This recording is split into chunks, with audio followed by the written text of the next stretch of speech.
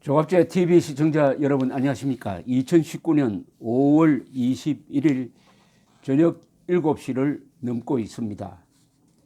이용우 전 대법관은 1942년 출생이니까 올해 77이 되네요. 1998년에 대법관으로 임명되어 2005년에 퇴임하였습니다. 그러니까 김대중 노무현 정권 때 대법관을 하시고 지금은 법무법인 로고스의 상임고문으로 계시는데, 이분은 언론 자유, 자유민주적 기본 질서에 관련한 아주 명판결을 내린 분입니다. 지금도 자유민주적 기본 질서를 최고 규범으로 삼고 있는 헌법 수호를 위해서 애쓰시는 대표적 자유진영의 변호사로 알려져 있는데, 오늘 이 중요한 발언을 했습니다. 그것은 전 대법관을 지낸 사람이 현 대법원장을 향해서 이 정권과 공모해가지고 다른 것도 아니고 법원에 대한 수사를 하고 있다라는 직격탄을 날렸습니다. 아마 우리 사법사상 전 대법관이 현 대법원장을 향해서 이렇게 직설적으로 공격한 예가 없습니다. 대법관장은 다 말을 점잖게 하는 분들이죠. 이용우 전 대법관은 사법부에 대한 검찰의 적폐수사는, 이른바 적폐수사는 정권의 지침에 따른 것이다. 청와대가 사법부 적폐수사를 지시하고 여당 친여 시민단체가 공개적으로 판사들을 압박하는 가운데 대법원장이 침묵으로 방조하고 있다.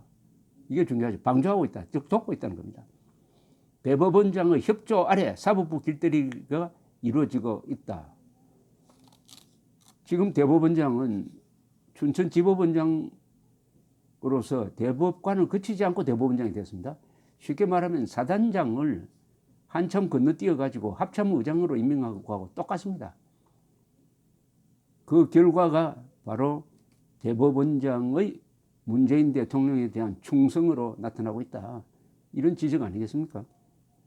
이용우 전 대법관은 21일 오늘 한국자유당이 국회 도서관에서 개최한 문재인 정권 2년 유린된 사법과 언론 토론회에 참석해서 이런 내용의 기조 발제를 했습니다. 이 발제 연설에서 이용우 전 대법관은 현 정부 들어 사법부의 독립이 위협받고 있다. 전 대법원장과 사법부 구성원들에 대한 인류 역사상 유례없는 대규모 먼지트리식 수사가 진행되었다. 인류 역사상 없다고 했는데 아마 이것은 민주국가, 법치국가에서는 있을 수 없다. 문명국가에서는 있을 수 없다. 이런 뜻 아니겠습니까?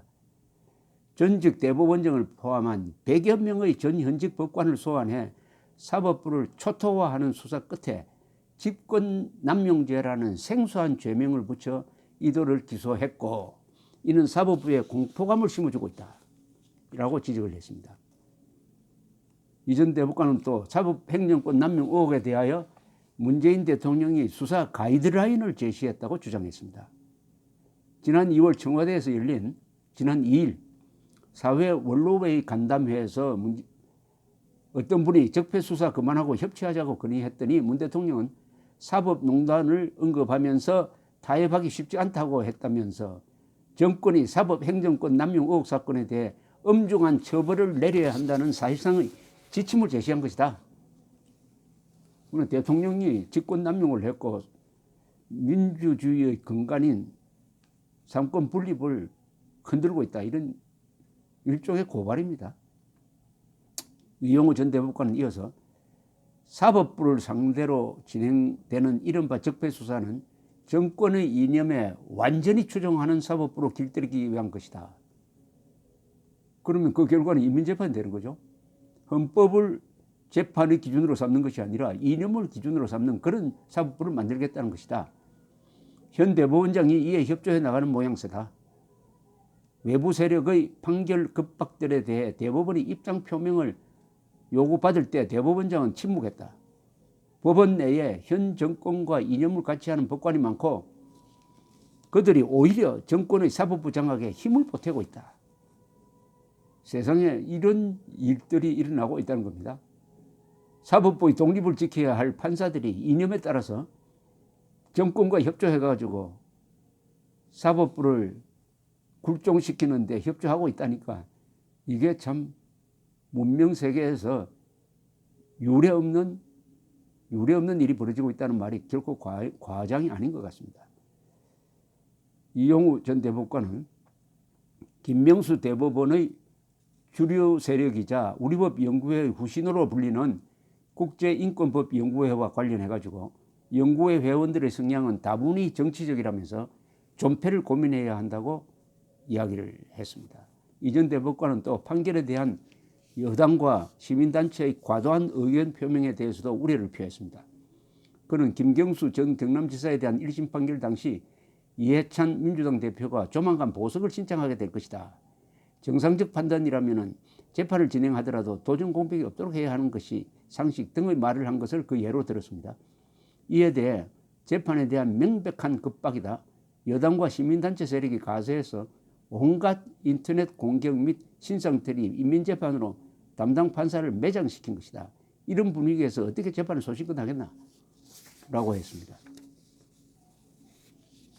많은 사람들이 알면서도 말하기를 꺼려하는 그 부분을 이용우 전 대법관은 아주 직설적으로 정확하게 이야기를 했기 때문에 이 발언이 좀 파장을 몰고 오지 않을까 생각이 듭니다.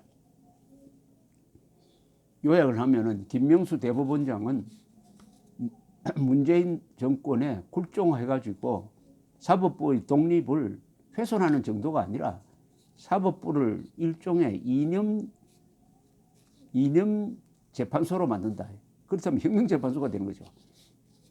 인민재판하는 일종의 혁명재판소로 만들려고 하는 그 행위를 방조하고 있다.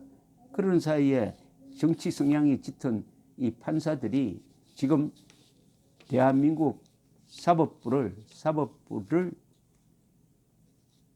완전히 의식화, 정치화하고 있다. 그럼 이런 사법부의 재판 결과를 국민들이 과연 받아들이겠습니까? 무서운 일이 일어나고 있다는 것을 알 수가 있습니다. 이분은 뭐 이것만 이야기한 게 아니고 전에도 여러 번 책을 통해서 이런 사태를 예견하는 글을 쓴 적이 있습니다. 이용우 이 대법관이 내린 이 판결 중에서 유명한 판결이 있는데 그것은 이도영 선생의 한국논단에 대한 명예훼손 관련 재판에서 하나의 지침을 내린 유명한 판례가 있습니다. 김대중 정부 때 나온 판례인데 그 요지는 이렇습니다. 이 공인, 대통령부터 공인에 대한 이념, 공인의 이념에 대한 공공연한 비판은 자유롭게 허용되어야 한다. 왜냐? 대한민국처럼 이념 전쟁을 하고 있는 나라에서는 공인, 대통령이든지 정치인의 이념이 나라의 운명을 결정할 수가 있다.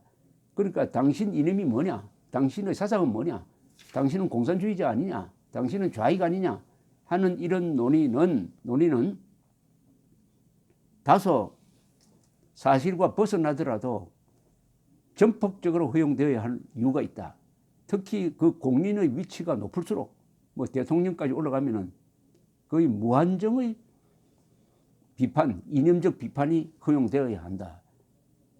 이념에 따라서 대통령이 어떤 이념을 갖고 있느냐. 대통령이 예컨대 공산주의자면은 대한민국은 공산화되게 되어 있는 이런 구조이므로 당신의 이념이 뭐냐. 쉽게 말하면 당신의 색깔이 뭐냐 하는 이야기에 대해서는 더욱더